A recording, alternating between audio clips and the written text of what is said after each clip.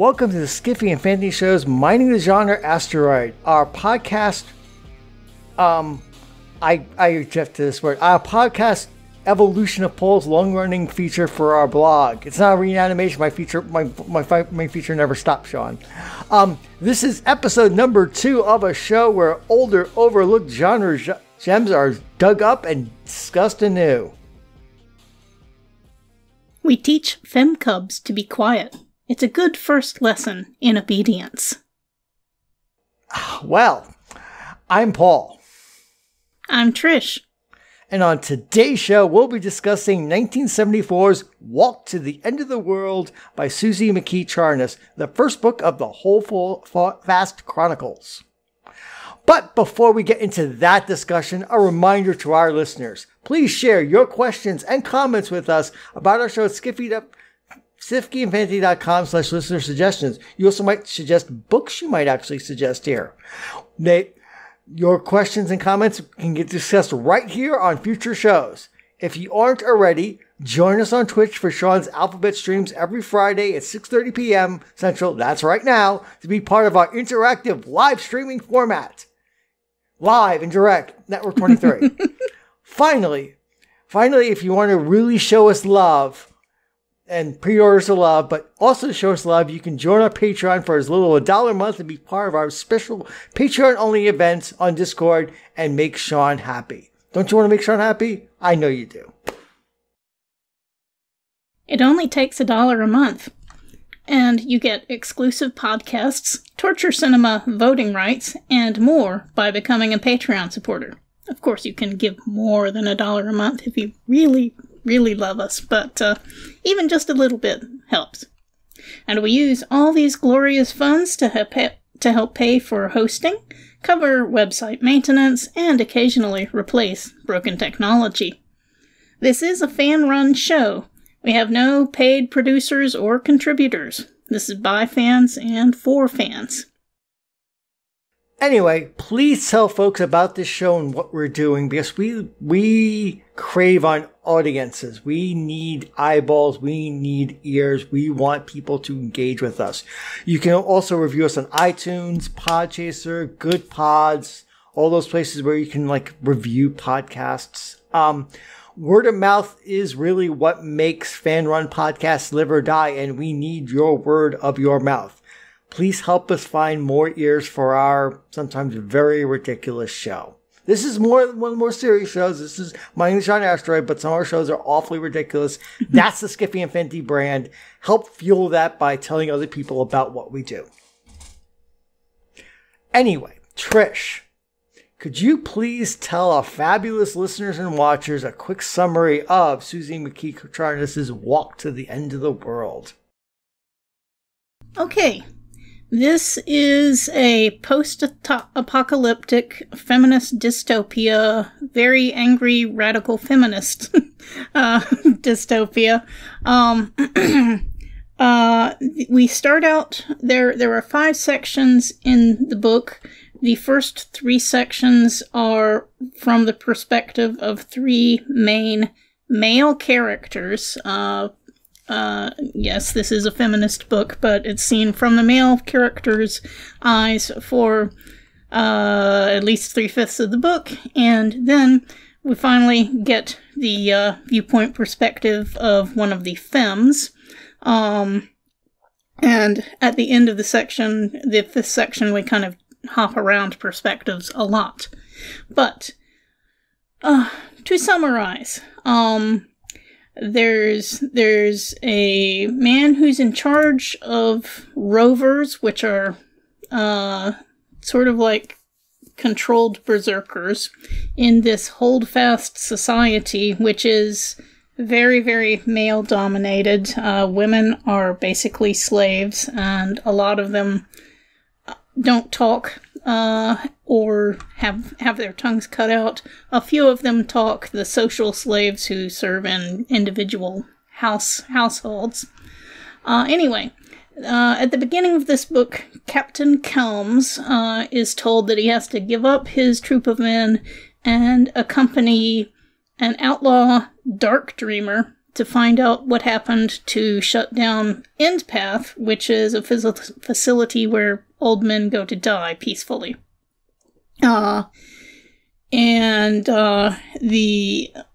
He meets up with they eventually find Icar, the Icar Beck, who used to run that facility and has left, and the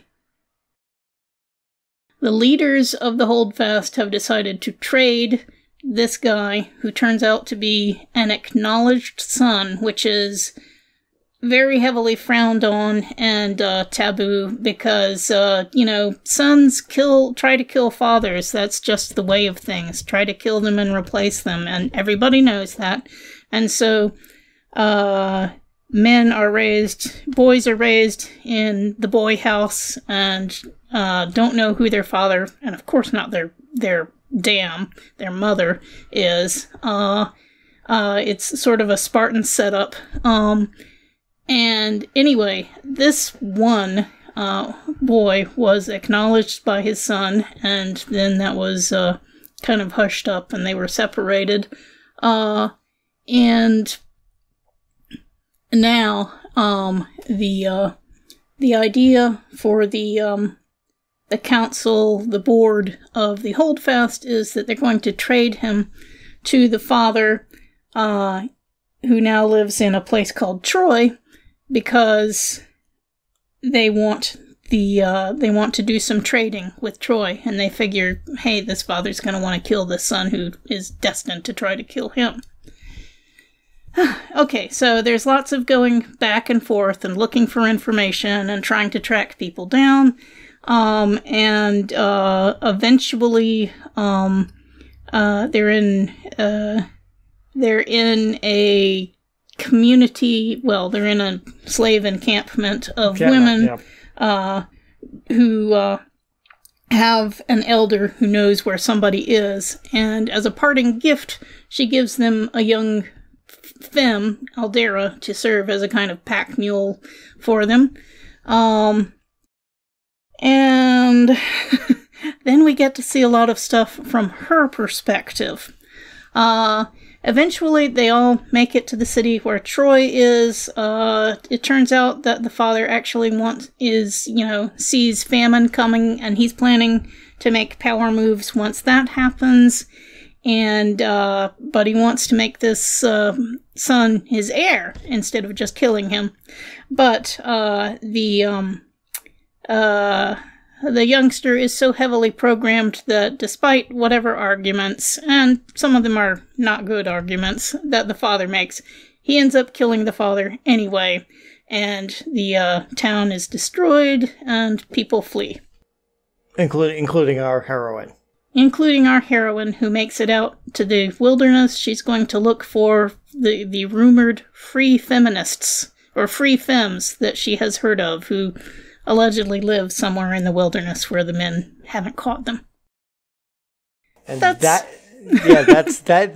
is the very convoluted world-heavy plot. It is absolutely true. Yeah. It takes a while to explain what's going on, because this book has a lot going on in it. I read this back in the 70s or 80s, and I basically just remember it as a very, very angry feminist diatribe. Now that I'm coming back to it after decades, I respect this book a lot more. I can see a lot more of the craft that goes into the world building and the characterizations. Men are not just evil. They're there are very strong social structures put into place to reinforce the hierarchies. And also, unfortunately, what seemed like just, wildly extreme ideas about how awful men might be. These days, with some of the extremists' positions that I've seen, the horrible things of Gamergate and incels and all of that, like the Screwfly solution, this book seems much more credible in its premises now than it did back in the 70s. And that's kind of why I wanted to pick this book. I mean, in my name is on Asteroid, for those who have not read my column or listened to our previous episode, I kind of want to pick works that have been, we're not going to be picking Ringworld or major Hugo winners that everybody has on their shelves. We're probably never going to do Dune, for example. But I wanted to pick books that are important and interesting and hopefully have something to say today rather than like, oh, that was an interesting book. And given the rise of a very strong anti-feminist movement in the United States, England, and elsewhere, I thought this book, which I had not read before, I've read other Suzy McKee Charnas, but I've not read this book before. I thought this book might be an interesting book to look at in the lens of 2024, and oh boy, was it. So I didn't quite know what to expect. Since you read it before, you kind of had an idea what to expect, but I went in blind, but that's often what happens with my genre Asteroid. I've kind of dove into a book I didn't quite know what I was going to get out of. I mean, I've read some of the feminist works of the 1970s. Joanna Russ, you mentioned James Jeffrey Jr. Ursula K. Le Guin isn't angry, but she definitely has a point of view.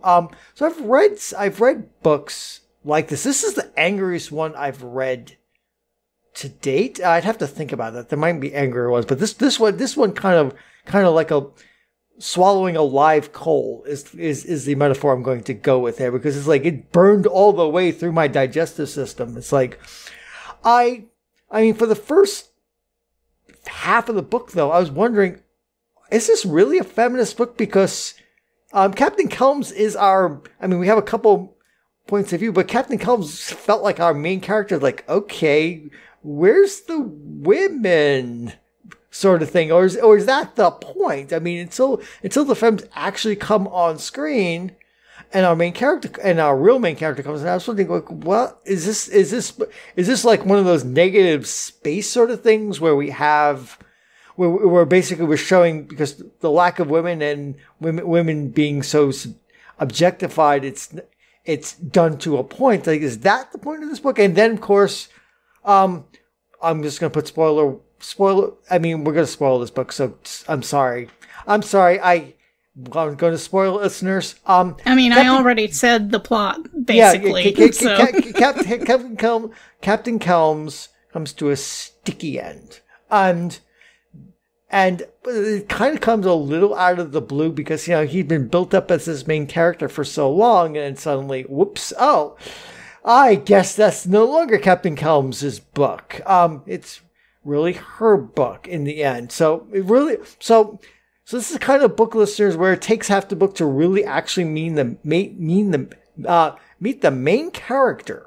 So that's kind of what you're getting here. So the first half of the book is a lot of world building, which listeners and readers of my columns know. Like, I'm all about soaking up and trying to understand the world that a book is trying to present. And this book kind of gives us a post-apocalyptic world, which is not very pleasant to live in. It is.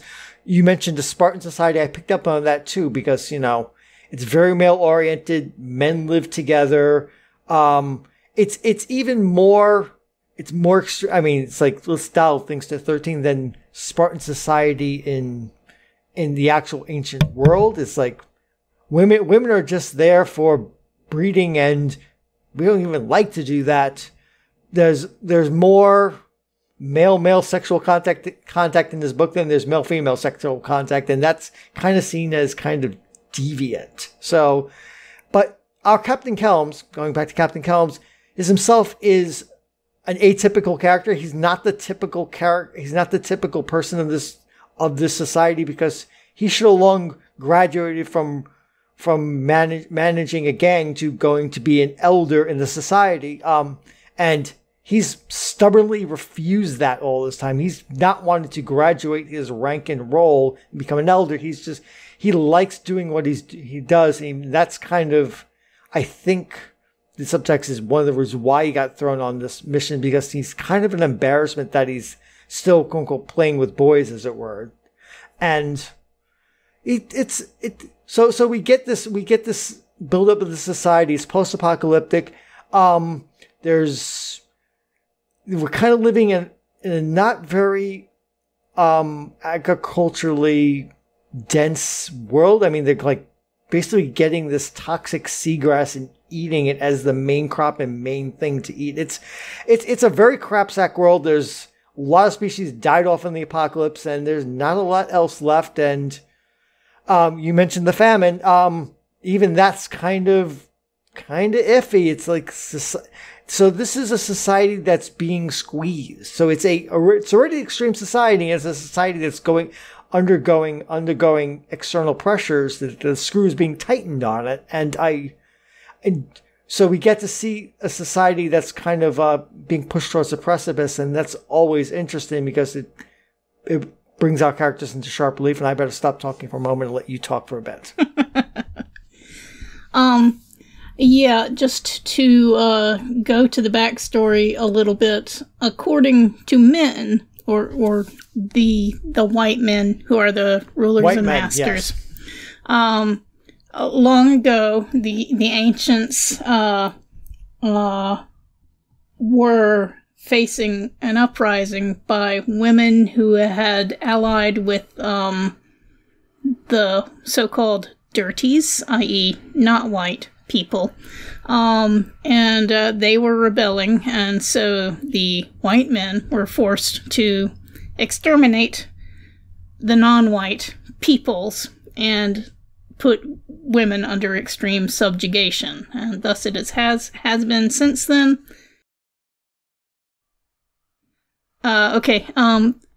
It's just the social norms of the white men are reinforced through chants that boys learn, and also through directed drug-induced dreaming. I definitely want to talk about that in more detail. Yeah, conditioning. So there's a lot of that. We find out later that women relay their version of events in secret songs. A great deal of female communication comes through songs for those who are still able to talk. Many women, as I said, can't even talk anymore. They just obey commands. But a few can talk a little bit. Some can talk a little bit, and even if it's just "please you, master" is the standard phrase for, apologizing for something, or just any interaction with masters is "please you, master." It's we do find out later when we're finally meeting Aldera, the slave femme who accompanies the men on their mission, that there are female leaders called matres, which I assume is for matriarchs. Matriarchs, yeah. Right. And they have a plan. They are worried that lots of young femmes are becoming rebellious, and they're afraid that if the young femmes actually rebel, there will be a huge retribution by the men. And so they actually have devised a plan to send off Alinda with these people to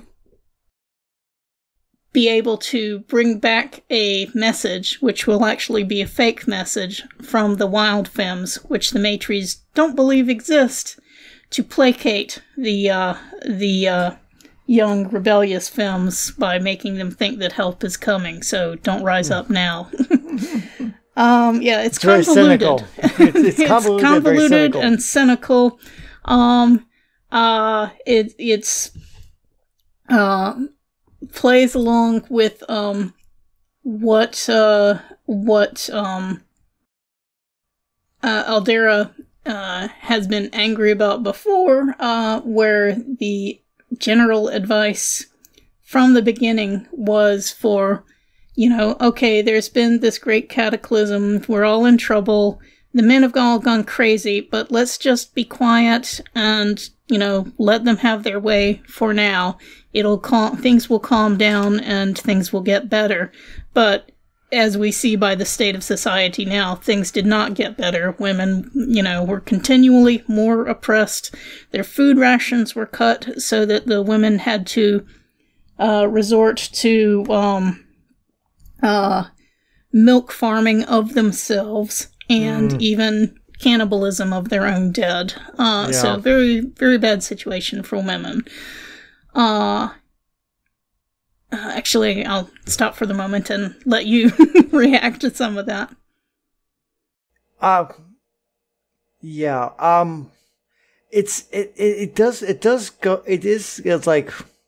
Feels. I want to talk. This is based on a question we were thinking about the prose here, and the prose here is very. This is not, listeners and readers, the kind of book where the prose just melts and milks like butter. It can be very stilted, very angry, very jarring, very strident. I'll give you an example of the prose. The appropriate attitude of an older man towards a younger was wary concern, not lust. A man could hardly have a relationship of equals with one less mature than himself. Kelms had no intention of descending to the vice of boy stealing. Besides, after the years with Danzer, Kelms had formed the habit of avoiding close bonds with other men. It's I don't know if ponderous is the right word, but it's very overbearing. I'm trying to imagine listening to this as an audiobook and thinking, oh God, this would be like verbal assault on your ears. This is not something to lull you to sleep or something to listen to on an airplane to relax you. This is something that's bum, bum, bum, bum, bum. And it kind of goes in with, we're talking about with the plot and the kind of how she set up the world. I mean, we have women having their own milk and eating their own dead. And there's a mention at one point that one city, apparently, the boys apparently had gotten so upset at the femmes that they basically killed all of them, and they had no femmes left, and that was really bad. And they were afraid at one point that that's going to happen this time again. And even if femmes are lower class and ugly and they destroyed the world, you still kind of need them. It's like it's the post-apocalyptic radical feminist brutality of women. You can't live with them, can't live without them, and there are necessary evil in this world. I mean, this world doesn't have any real technological progress, but I'm sure if the men could figure out a way to clone themselves, now I'm thinking James Tiptree again. I'm sure they would, and just dispense with the ugly, dirty femmes who destroyed the old world. There's a lot of hatred in this book, readers, about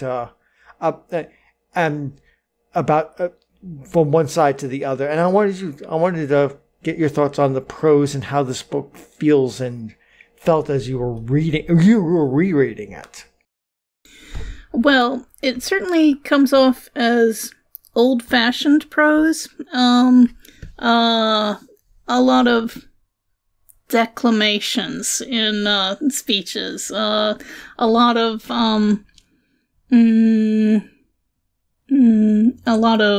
telling along with the showing. Although, these days we understand show not tell is not a universal good or bad, bit of advice. Yes. But there's a whole lot of people ruminating about how things are, which probably most people wouldn't do that much thinking about how they were raised and how the philosophies of their societies. Now, several of the characters here are very thoughtful people and set up to be that way. So, there's justification for how much they're thinking about how things are, the way things are. But it is, I looked at this book and thought, 215 pages, how that'll be a quick read, I'll be fine. Readers, I was not fine. I was reading this book until about an hour before showtime, making notes, which slowed me down, of course, but, there are many thoughtful passages, and, although the writing can be a bit, it's not bad writing. There are some pretty passages. There are a lot of absolutely brutal passages. And I think the writing is effective in evoking emotions. And I think the emotions that McKee Charnas was aiming for. It's not a fun read. There is a lot that happens in it. There is definitely plot and a quest, like you mentioned. So, it's not all philosophy, but it's not an easy read, especially for a modern reader. But I absolutely think that it's a worthwhile read. There is so much world building just in simple throwaway paragraphs. As an example,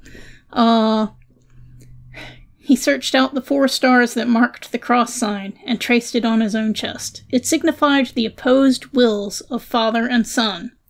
Though the old religion was discredited, the sign had survived as a recognition and acceptance of its one great truth. So, wow, that paragraph is saying a lot. And you have to unpack it, to unpack it a little bit. Christianity's meaning with the cross has been entirely perverted from sacrifice to help others to just being an eternal struggle between the old and the young. Whether this was distorted by actual worshippers after the cataclysm, or by the later people's distorted memories of what Christianity was. It also makes me think of the Greek gods, where Zeus overthrew his father Kronos, who had castrated and overthrown his own father Uranus. Cycle of violence there.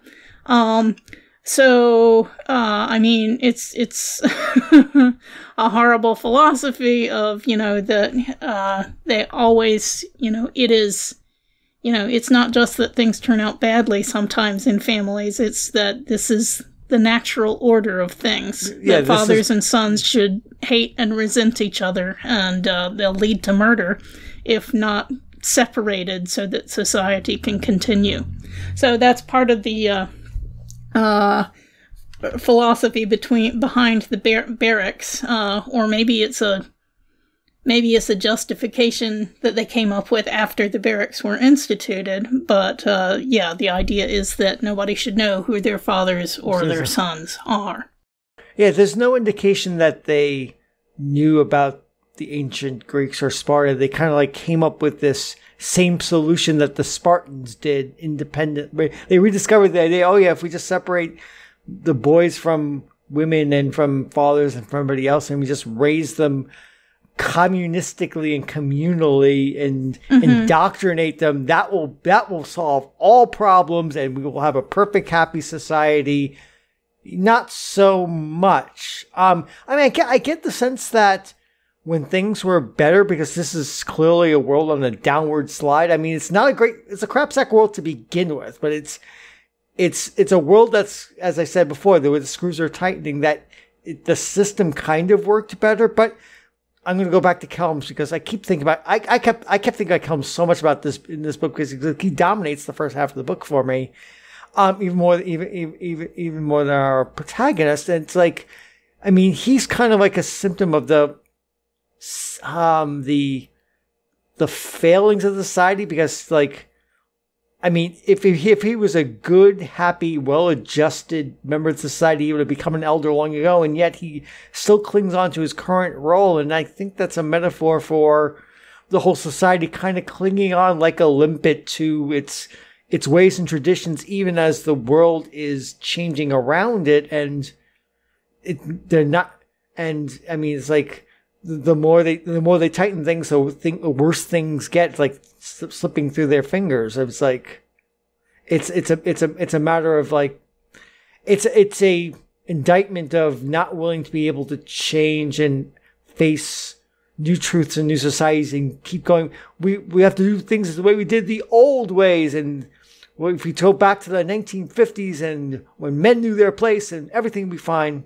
Okay, that's our society now, not them. But this is a sense of like, oh yes, we did things better in the past. If we just do those again, everything will be just, we will make this land great again.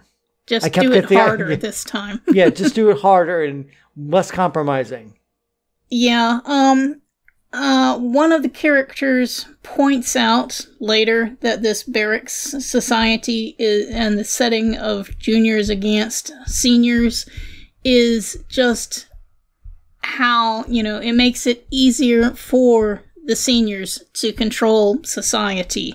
He doesn't mention, in the book does not mention the fact that breaking up families also makes it easier to control everyone because you're all raised exactly the same way, indoctrinated the same way, and not having a family to try to protect and help succeed. It's every man for himself. That makes it easier to just get people playing status games with each other, competing with each other, rather than really trying to build, and that makes it easier for the board and the seniors to control everyone. I want to go back there. The tragedy is that some people actually know what's happening and they just can't. It's kind of unable to stop. So I'm going to read this bit. It's not a political squabble between old men and young that we're faced with this time. It's going to be a great famine, a literal famine. Tell me, how do you think the seaweeds we lived on survived the wasting? I know that's the kind of question you're encouraged to think about in the boy house. Don't be embarrassed by your ignorance. The answer is the seaweeds were tough, fairly simple organisms that already were living on the rubbish of the ancient civilization to some degree. They were able to adapt to using the large quantities of poisons released during the wasting as a side effect of the men's efforts to defend their civilization. Our problem is the lamins and lavers have now metabolized and dissipated most of the contaminants left over from the wasting, and these seaweeds are finding much less of the kind of nourishment they've come to depend on. So it's like some people actually they can see the problem, but they're locked into this structure and these thought patterns and can't. And even if they try to change, outside forces are keeping them from actually making actual changes to actually survive, actually do anything. This novel is a tragedy. Oh yes, it's a tragic world. It's like you feel bad. I mean, yes, it's a horrible society that treats women badly, but it's a society that's running towards its own destruction, and as far as we can tell, this is the only society left on the planet. It's like, this is dark stuff. But now you were going to say something before I went on that tangent. Yeah.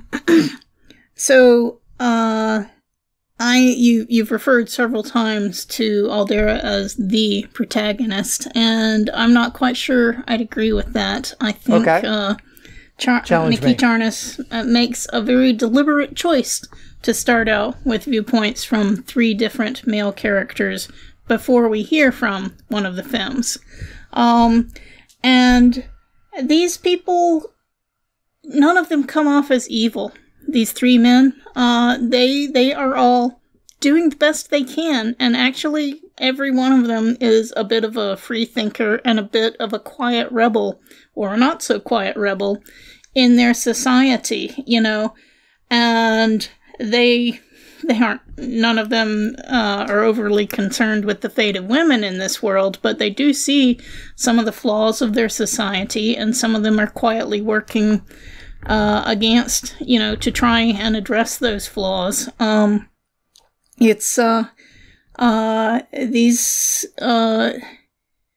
they are evil oppressors, and some of them are rapists, but they're not just evil people, they are entire whole persons who, are molded by their society to think the way they do and to treat women the way they do. And it makes me think of incels and other people who get into online, chat groups and get locked into a way of thinking.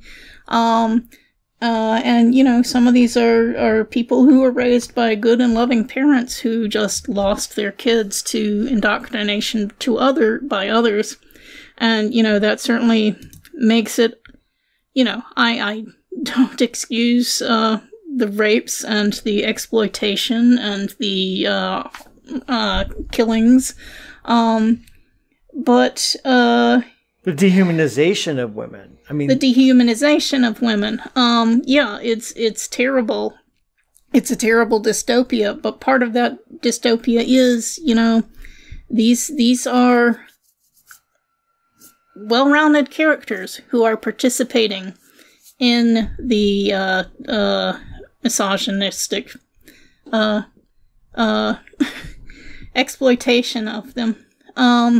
I read several reviews of this book also before the show, and someone named Bookgazing on Dreamwit says, she encourages readers to dismantle the argument that someone can't be misogynistic because they're nice in other ways. The two states can coexist, she says, and a man's misogyny, as well as his complicit involvement in a misogynistic society, must be acknowledged despite other characteristics that might allow him to present himself as a good man. That makes me think of the movie Colossal. Have you seen the movie Colossal? No. The movie Colossal involves a female protagonist who, when she gets angry, basically controls a kaiju, and we have a male character who is a nice guy, but he's actually also a controlling jerk, and the movie's kind of pointing at the fact that yes, nice guys can also be misogynistic assholes. Right. And I remember watching this movie. It's like, it was an uncomfortable thing to watch. Like, this guy seems nice, but no, he actually is toxic to our protagonist, and that has bad consequences. Right. Well, I think that's a very important point to make, considering how many men get passes for bad behavior because they are nice in other ways. Or because they have a bright future in front of them, or whatever, just completely disregarding how not bright the future of their victims may have become through their actions. Right. So more dehumanization. Like, their lives are the only ones that count. Their victims do not count so much. Right. But yeah, I think McKee Charnas, I don't actually know if it's just Charnas or McKee Charnas, but anyway, Suzy makes a very, very deliberate choice to start off her book with viewpoints from three men. Maybe that may have partly been affected by marketing. I don't know how many men would have picked this up, given the book jacket description. Yeah. But, it may have been reassuring to some of them to start reading with sympathetic male characters to start with. But Spartan-like society, because there is still a lot of unnaturally unreasonable admiration for Sparta as a society, which is just insane. Right. And this could be seen as an indictment as like, no, Sparta wasn't a utopia, you idiots. It was a terrible brutalistic dystopia, and I will prove it to you by writing a post-apocalyptic futuristic one for you. Right. I'm sure she read a lot of classical history and knew exactly what she was doing. Right. So, but of course, even though you have the viewpoint male characters at the beginning, there is a whole lot of implication as they think about their society and the things that get mentioned and the things that don't get mentioned or dismissed. It's not like reading a book, here's the men's viewpoint and here's the women's viewpoint, because you were talking about, I think, negative space before. Mm-hmm. There is a whole lot of world building that she's doing, even through the men's viewpoint, that shows how bad and terrible things are. So it's not like men's utopia, yay, and then it gets flipped. And to the women's side, she's showing all along that it's bad. We just find out more about the badness and brutalism after we finally start hearing from Aldera. Yeah. So since it's a 70s book, there is drug use in this book, and I was not surprised that there was drug use, because this 1970s book, and listeners, lots of science fiction in the 1970s seem to be obsessed with drugs one way or the other. That was just, from the 60s into the 70s, that was just like, we're going to have strange and unusual drugs in our books. You have to deal with it. It was a very strange time, readers and listeners. So dark dreaming in this book is a method of social control and conformity, which is really interesting. I wanted your thoughts on it first before I talk. Right. Well, the men are started on drugs and controlled dreaming as boys, and there are only certain dreams that they are allowed to have. I don't know how that happens exactly, but, they are directed during their dreaming, growing up as boys, to only dream about men fighting monsters, men killing their enemies, men being heroes, violent heroes. And that's the only kind of dreams that they're allowed to have. And the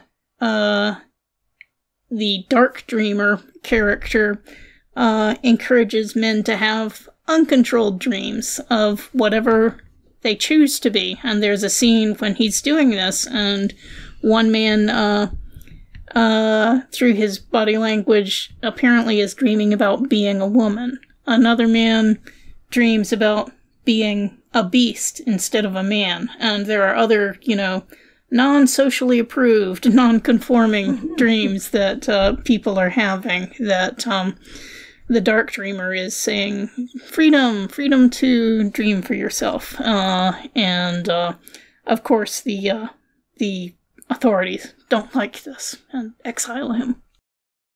Yeah, I found it really interesting that, using dreams and drugs as a way of social control and molding, and even as they try to do that, there are people like the Dark Dreamer who are actually trying to subvert that and actually use this power for their own ends. It's like, when you put power in the hands of a person, even if you have a chain, people are going to find their own uses for it. And I found it. There's not a lot of social outlets for these boys. They've got violence, they've got homosexual relations, and they have dreaming, and that's about it. It's not a fun place. It's like, where the having healthy channeling of their, energy and urges is pretty limited, but, it's a post-apocalyptic world. No, it's all channeled to serving the state, and really, that's about it. Yeah. No, and in the chat, no alphabet stream. Sparta was not a fun place. For most people, unless you were a particular type, most of ancient Greece wasn't a fun place. Unless you were Socrates or Plato or something like that. Yes, I know. I'm sorry, I could not resist. It was a fun place, but for most people, it was not a fun place. And Sparta was not a fun place even for the Spartans. Because this novel kind of apes things in other ways, because we talked about the barracks and boys being separated and women basically being just there for breeding. But this novel also goes into, frankly, eugenics, and Sparta itself was a eugenic society. The strong live and the weak die, and you get exposed on the hillside if you're not if you're not good. In this novel, being post-apocalyptic, they have what are clearly mutants, and they clearly have them die. They don't even get the dignity of being turned into food. They just kill them. It takes the varnish off of any romanticism of what Sparta is. I mean, I know there's a forthcoming book from a Broken Step author who's now writing history about how Sparta was a terrible place. And I'm not going to read the book because the author is a Broken Step. I'm not going to mention his name. But you could read this book, listeners, walk to the underworld and get the sense of just how terrible Sparta was and not have to deal with the Broken Step author's history book. So now it's like this novel, peels away those layers and shows you the ugliness underneath. And I value that. This is a book I'm not rushing to go back to read anytime soon. But it was a very powerful book to actually engage with. I think we might have a question or two running around here. So how do you think, Trish, this holds up against the other feminist works of the era? Russ, Sherry Tepper, James Tiptree Jr. How do you think this book holds up and fits in with that canon? It absolutely holds up to the canon. It was written before some of the stuff that Russ and Tepper and Tiptree wrote.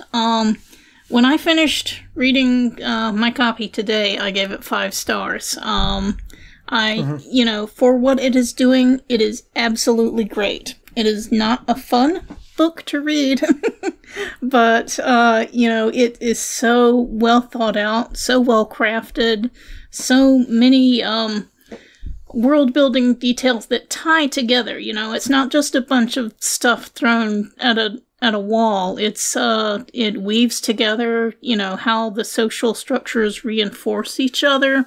I think it's really great, but I also think it's important to note that, although it stands on its own, it is part of a quadrology. I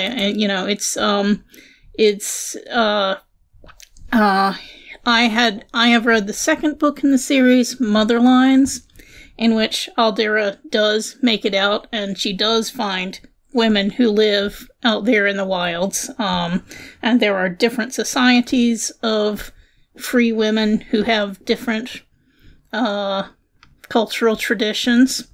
Then there's book 3, The Furies. Aldera raises an army and goes back and conquers Holdfast. And in book 4, The Conqueror's Child, Aldera's daughter deals with more revolutions in society. So this book is basically just a dystopia. The second book presents a couple of feminist... Well, they're utopias to Aldera at first, but she comes to realize that they both have their flaws. And then book 4 just deals with, trying to build a functional society where nobody has to be a slave. This book came out in 1974. The second book came out in 1978. Then there was a gap of almost 20 years before books 3 and 4. But that's a big change in society from 1978 to the 90s. Yes, and part of that is kind of meta in the fact that, these people, 20 years later, coming back, one of the reviews I wrote said that it was as though, someone from the 1970s was a raging feminist from the 1970s was resurrected in the late 90s and, came trying to rally the troops for war and, was confounded by the gains it had made, but also the new ways that sexism was propagated and reflected in society. I mean, that makes me think particularly of Sherry Tepper, who kind of got angrier, I think, in some ways as things went along.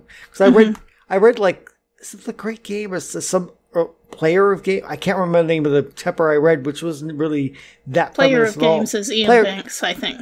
Yeah, it's something of game, something, The Great Game, something. Anyway, sorry, listeners, I'm just coming this out of the top of my head, and then her stuff got, like, so when you get to stuff by, The Gates of Women's Country or whatnot, she got more strident as things went along, even as society itself changed. And it's like, it's interesting to see, and there's also a matter of trying to keep these authors from being erased, which is a continual problem in science fiction, particularly for women. Like, if anything 20 years old no longer existed, like, oh no, women are, I mean, even like, it was like a couple months ago, it was like, women are writing fantasy now. It was like, what? Huh?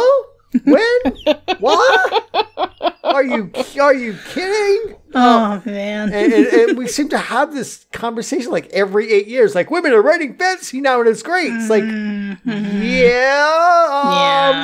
yeah, I've seen the last several iterations of that. Thank you very much. So I do think this does. I have not read any of the novels in this series. I don't know if I will get to them at some point. There's way too many books to read in too little time sometimes. But this is certainly the sharpest of, the Russ and Tepper and Tiptree and the stuff that I have read. This book is raw, I would say. Yeah. I'm going to use a food metaphor. I'm not hungry. I had just a dinner, so it's kind of like a steak. It's kind of like a steak that I don't like steak, listeners. So bear with me on my metaphor here. It's kind of just been blued, and that's it. It's kind of raw and bloody, and it's very steaky. And if you don't like that, you might not want to read this book. It's a book that demands your attention, and you can't, as I said before, you can't just go like la la la, listen to this audiobook, la la la la la la. It's a book that is hits you in the gut again and again with its world building and with its characters who are, as you said, Trish, like a couple of times, immersed in this world and part of this world and react very holistically with the world. It's like you believe these characters and what they do. They're completely and fully a part of the matrix of what Charnas has built up to their introduction and where they go from there. So it's not like because there are books which are very, very didactic, where you have a character just making mouth-piecing speeches and it's like sits in the matrix and it doesn't feel good. Whereas these characters are passionate and powerful and make points, but it fits in the world and what they do. I mean, we talked about the declamatory style of the book, but this is a society that feels declamatory. It's a declamatory society. Bombastic. Yes. Bombastic. I mean, it's this is the way society works and how people are raised and how they act. It's not, so it feels really strong and readable. Well, let me proffer a counter food metaphor. To me, this book is more like ceviche, which is when you take seafood and soak it in marinade. You don't cook it at all, but you soak it in a strong marinade for so long, and such a strong marinade that it becomes sort of chemically cooked and safe to eat. And to me, this whole book is steeped in bitterness and anger, but it's not just raw meat. It is thoroughly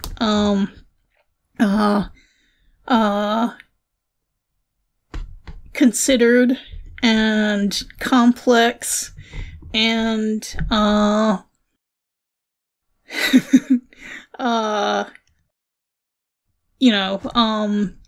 some people don't like ceviche, but it can be... Ceviche scallops are pretty tasty, in my opinion. It can be very rewarding, despite, its otherness from a lot of American cuisine. It's really good. Cooking things without fire is almost anathema to Americans. It's like the bigger the fire, the better. And the book I was thinking of is the True Game series by Sherry S. Tepper in the early 80s. That's what I was thinking of.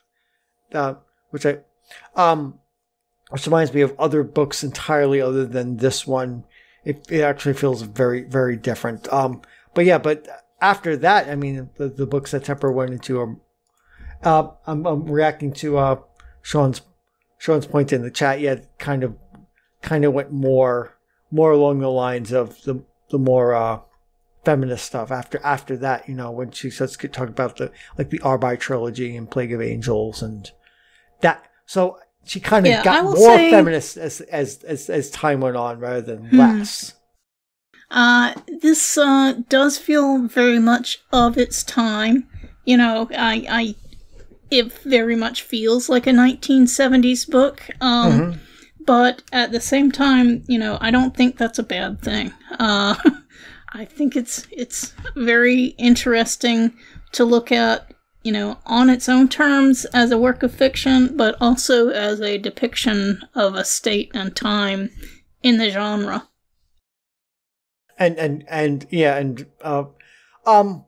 Another thing I was thinking of when I was reading this book, because I always think of role-playing games, it's like, what role-playing games would this fit into? And I had to think of, well, let's see, you have a oppressive society, things aren't great, you have characters under stress and acting with and against each other. Clearly, if you're going to have a role-playing game set in this world, you clearly got to run Apocalypse World. And it kind of works. It's like I mean,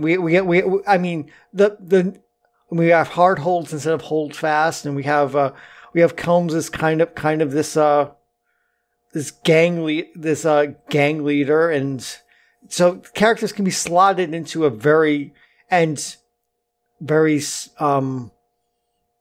confrontational sort of society and system, kind of like put on each other, because this book runs on conflicts that are manufactured or attempted to be manufactured, even if father does try to make this like, father, we could rule the whole fast as father and son. I kept thinking of Star Wars at some point in this book. Right. I was also thinking, I haven't played Warhammer 40K, but from some things I've listened to me, that sense of very, very strict, rigid roles that people are expected to conform to, and if you're not one of the faithful, you're just evil. I'm sure David Annandale could tell us a lot more about that, but from what I've heard, it reminded me a bit of that. And in the stream, of course, Sean is telling us riffs. Yes, because Sean loves riffs more than I've never played itself. And I don't know anything about it, so I can't really comment on that one.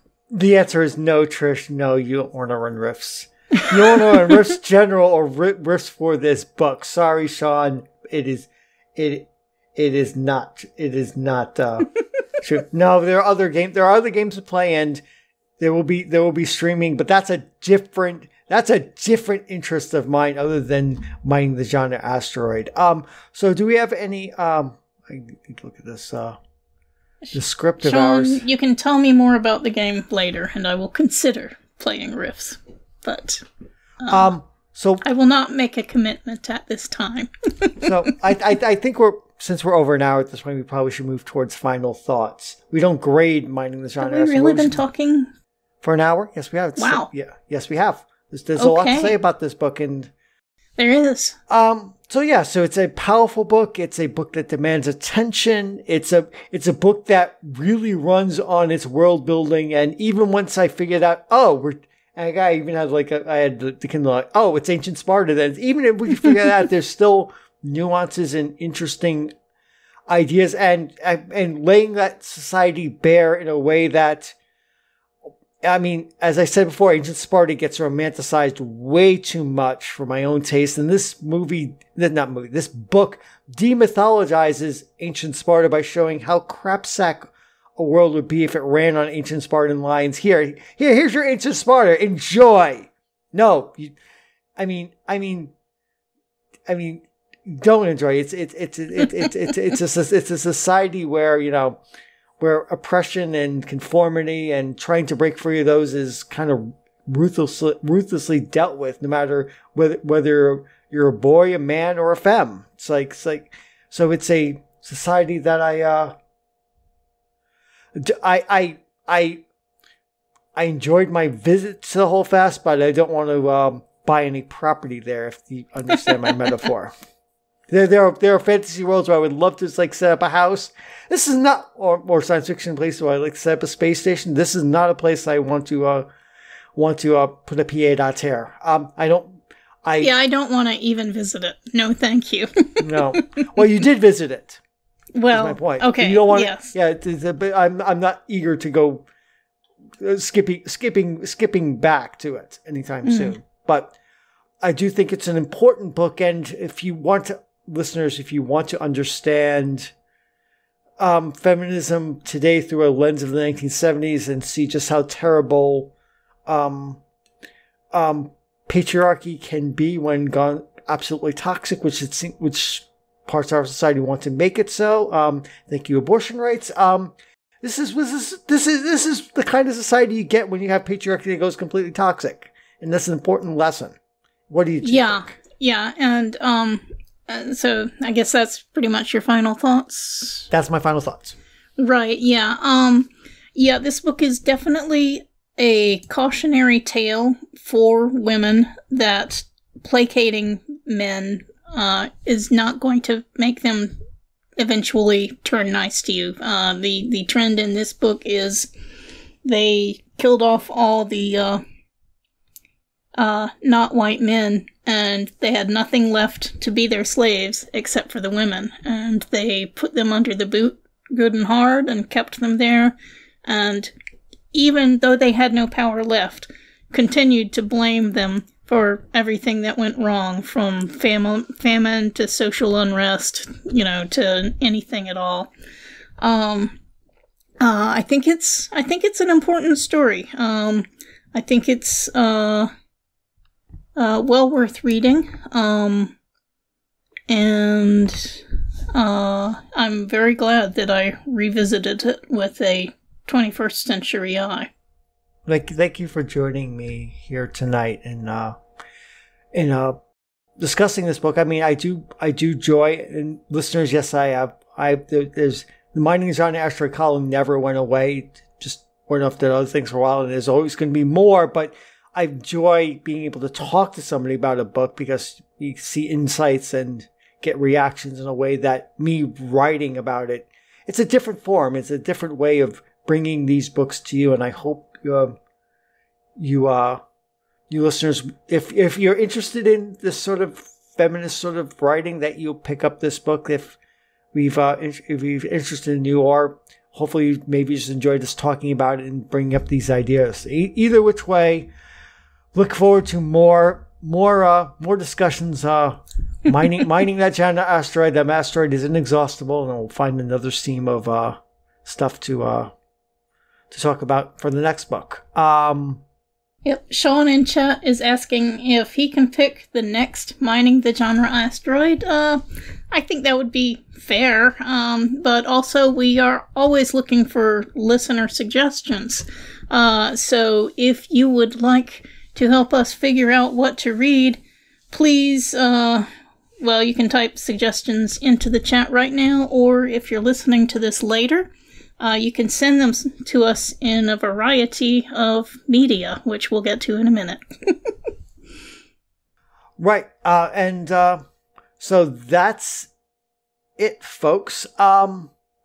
If you'd like to let us know what you thought about this episode, you can go to skiffyandfanty.com/listener suggestions, or send us an email, skiffyandfanty@gmail.com. You can also talk to us on social media. We're on Blue Sky, we're on Threads, we're on Instagram, we're on TikTok, we're we're elsewhere and everywhere. We're not quite as ubiquitous as Paul, but nobody's as ubiquitous as me. All our links, including our newsletter and Patreon, can be found on our link tree, which is linktr.ee/Skiffy and Fanty. And once again, if you like what we do, please support us at patreon.com/Skiffy and Fanty and give us some love by leaving a 5-star review on iTunes. And he's not here, but if you like what Sean does, he streams gaming on Twitch Tuesdays and Wednesdays. So it's on Wednesdays and Thursdays at 7 p.m. Central. He also does Geek Chat. He did Geek Chat yesterday with Arturo Serrano. He'll sometimes get me to go play games with them or just pick my brain on science fiction. So that's on Tuesdays and Thursdays at 7 p.m. Central. We can come join us and have some fun. Where could they find you, Trish? You can find me on Blue Sky at PE Matson, on Mastodon at newsy.social@trish.em, or on my blog at whatsthewordnow.blogspot.com. And I also, of course, write reviews and podcast at Skiffy and Fanty. You also podcast elsewhere too, don't you? Yeah, and other places too. Don't put your stuff under a bushel. From Nepal to New Zealand and beyond, I can eligibly be found across the internet as Prince Justin with a V, PRINCEJVSTIN. Book reviews, podcasting, streaming, sharing photography. Throw a rock on the internet, you can find me for better or for worse. So he has never yet been found in Tibet, but you never know. Wait and see. You never know, listeners. If I go to Tibet, you'll know about it for sure. I guess Sean isn't here to make it awkward, so I'll just say, listeners, take care of yourselves and each other. Good night, listeners, and thank you for joining us. Take care. Be well. Good night. Good night, all.